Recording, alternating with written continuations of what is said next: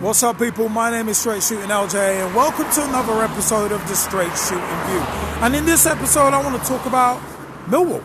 Specifically, some of their fans booing the taking of the knee against Derby County on Saturday, 5th of December 2020. But also the fallout from it as well, which was pretty interesting.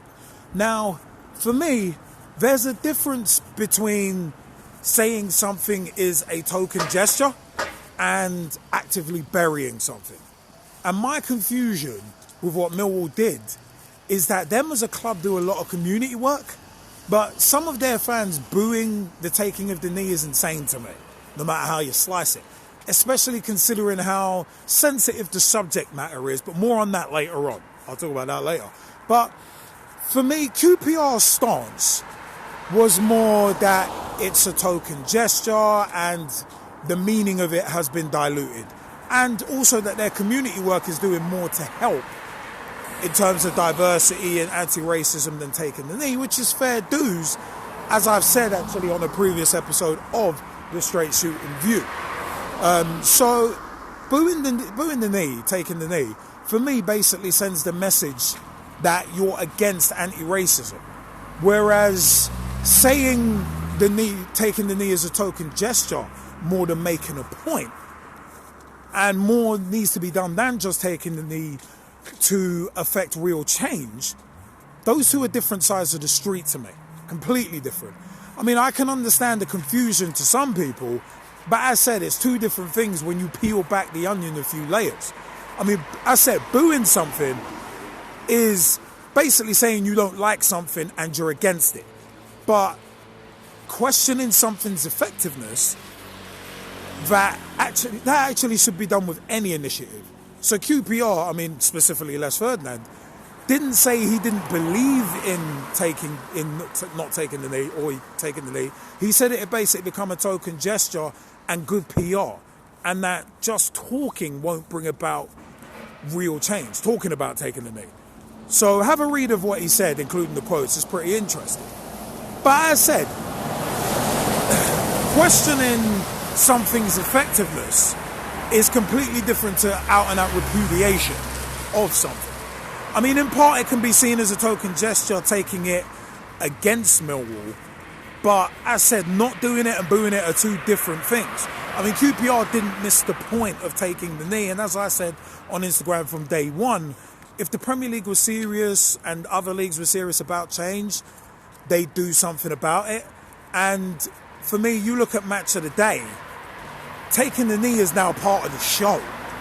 It's not, I mean, there's no change that's happened. No tangible change. And yes, it's going to take a while, but still. I mean, I said on a vlog, on a Straight Shootin Rants vlog of mine, in July, that momentum at that point had already slowed. And you look at how the Premier League slightly changed the Black Lives Matter message on the shirts for their own slogan, no room for racism, which, yeah, I get is a fair message, but still, slight.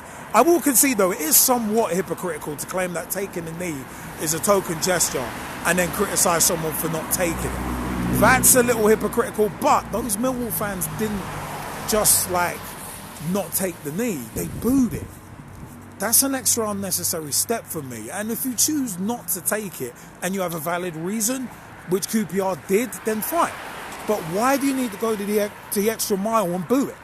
Knowing the backlash that you're going to get and knowing that there's no reasonable explanation to boo it.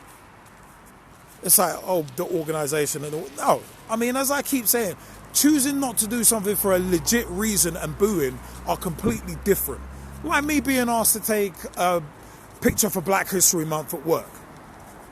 That actually happened to me and I said I'd rather not. And I didn't do it because I didn't want to be part of the tokenism by that particular company, who I'm not going to name at this point. And I have been critical about this particular company and name dropped them to friends. And also I've mentioned about a certain company in the aforementioned Straight Shootin Rant episode from back in July. But does that mean I'm against anti-racism and Black History Month? No. No, it doesn't. It means I'm questioning the motives and the agenda of the company. And in my view, a company that's ruined their own PR over the last 3 years and are literally doing anything and everything to try and claw it back.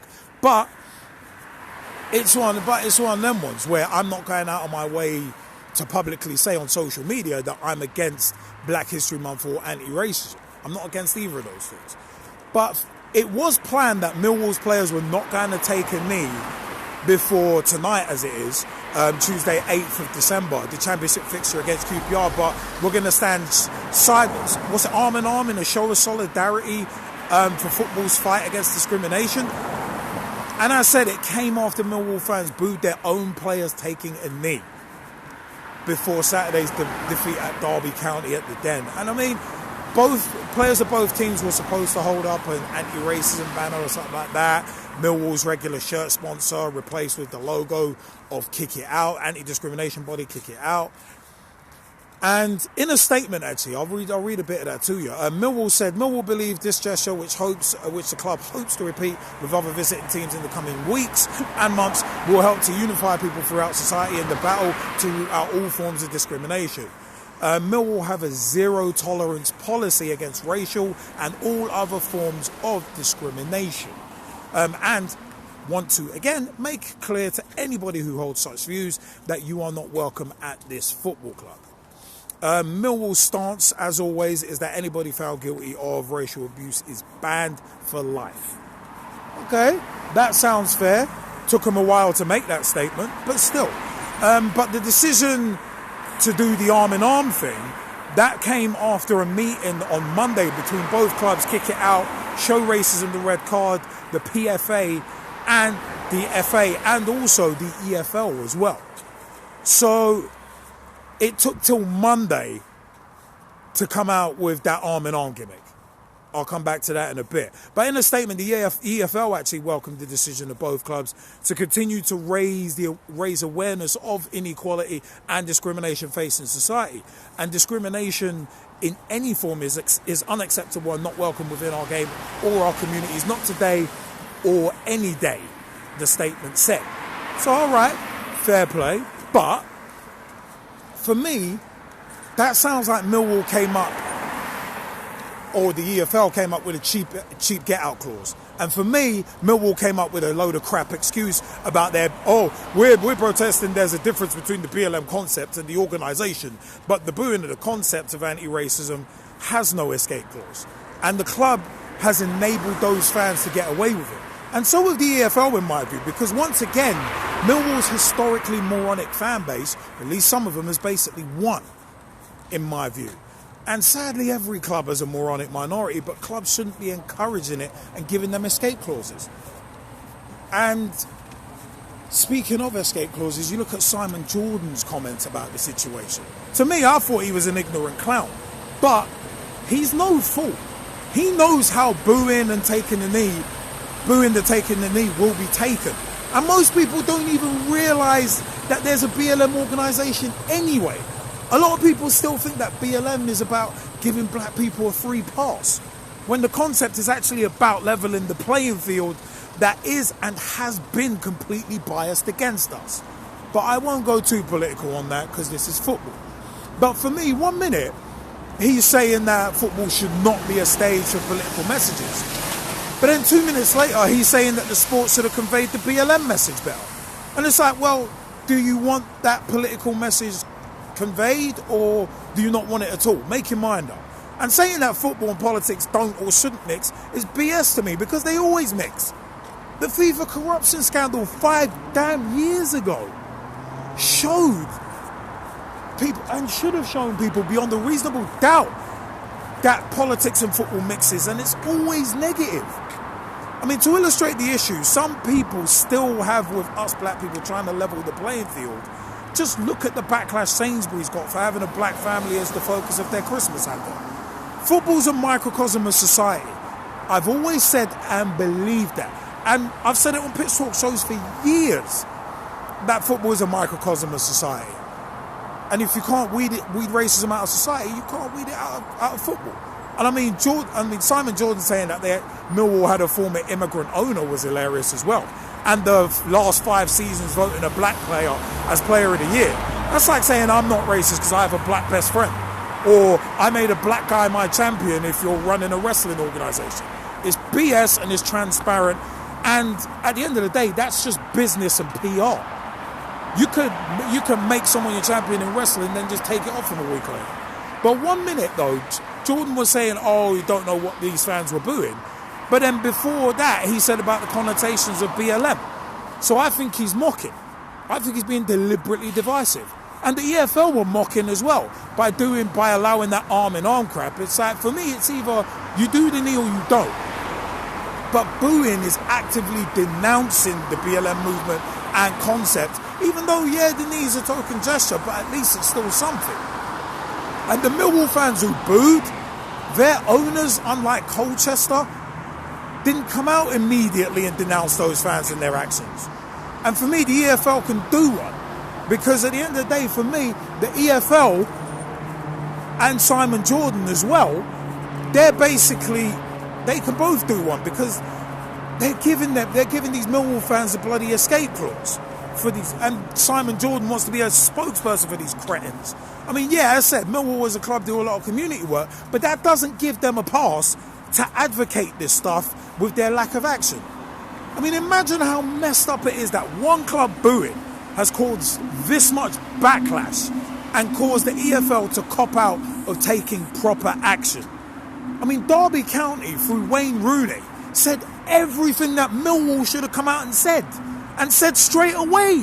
Not waited for the backlash, then said, oh, we're sorry about that, we denounced. No. I mean, hypothetically, if these people knew the difference between the organisation and the concept of BLM, you'd think they'd be smart enough to know the damage that booing would do. So in my view, the booing was deliberate and thought out. And speaking of that, actually, tonight, Tuesday 8th of September 2020, the Millwall players didn't do the arm-in-arm thing, but both sides did the knee and the Millwall fans applauded.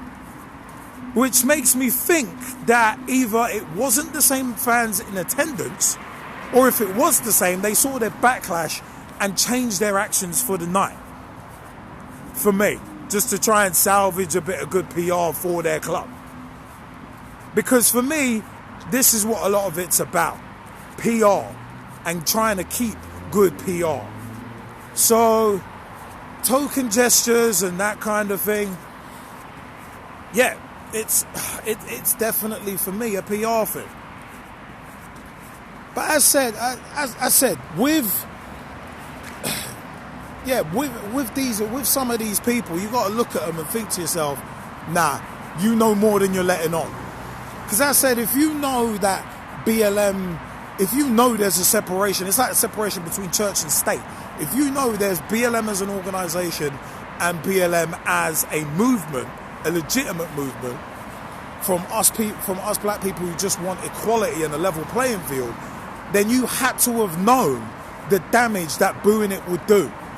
And the fact that there were no boos tonight, it was applause, it's on them where it's like, okay, so you clearly, it was premeditated on Saturday. You knew what you were doing. Because you had to know, if you know there's a difference between the organisation and the movement, then you know the damage that booing would do. So, premeditated for me. But you know what, yeah? It is one of them ones where it's a sensitive subject. It still is clearly a sensitive subject. But I want to know your views.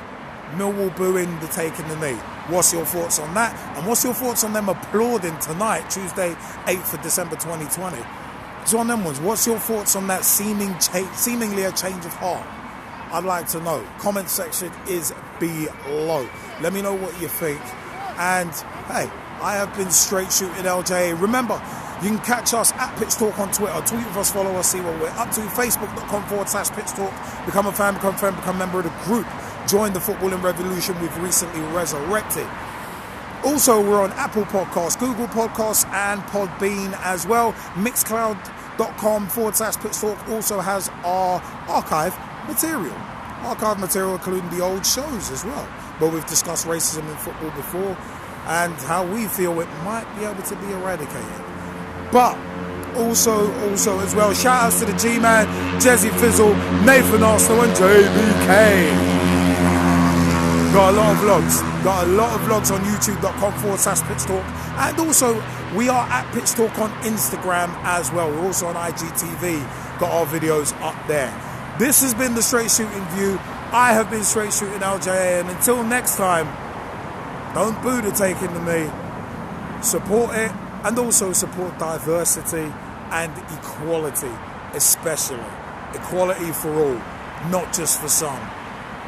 Anyway, I have been Straight Shootin LJA, and I'll see you next time on the Straight Shootin View. Thanks for your time, peeps.